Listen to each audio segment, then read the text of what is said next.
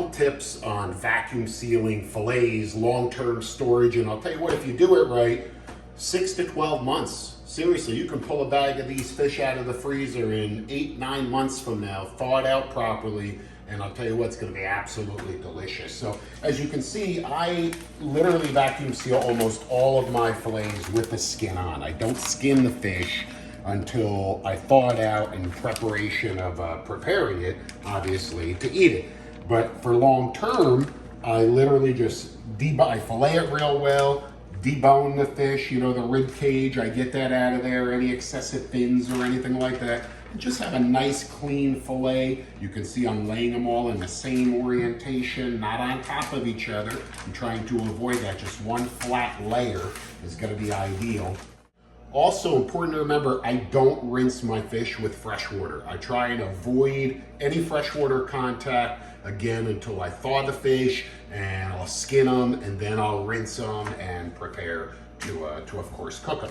So let's vacuum seal these. Obviously, just lay that across, make sure there's no wrinkles, and that it's a nice clean seal.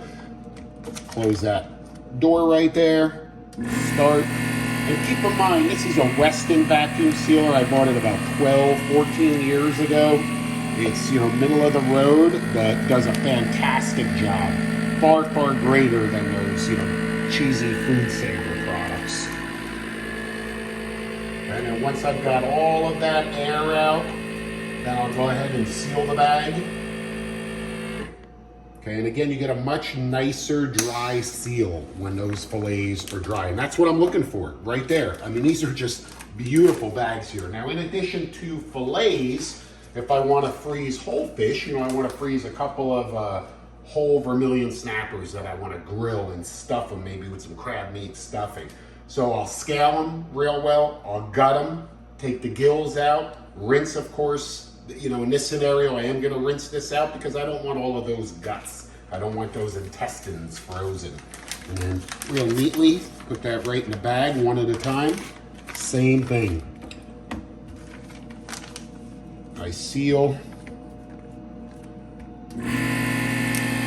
Look, it's important. It really is. I mean, you work really, really hard to catch these fish. You spend a lot of time preparing, a lot of time on the water, and you want to enjoy them, and you should.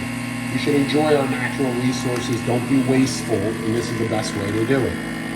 Okay? I prepare fish so many different ways, and you're going to see a lot of new recipes in the near future here. But I'll tell you what, we really, really enjoy fresh fish, that's for sure. So again, that'll seal.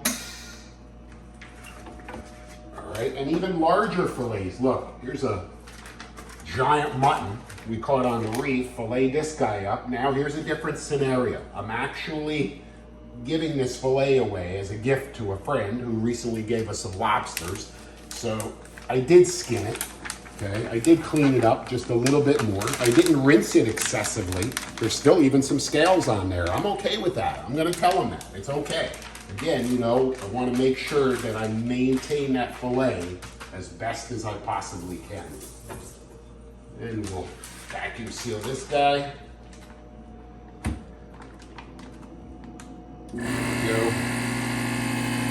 And I'm always looking at the bag. I want to make sure that no air gets trapped along the sides or up in the corner here.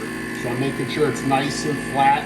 You know, don't be afraid to get involved with your vacuum sealer. There we go, should be sealing.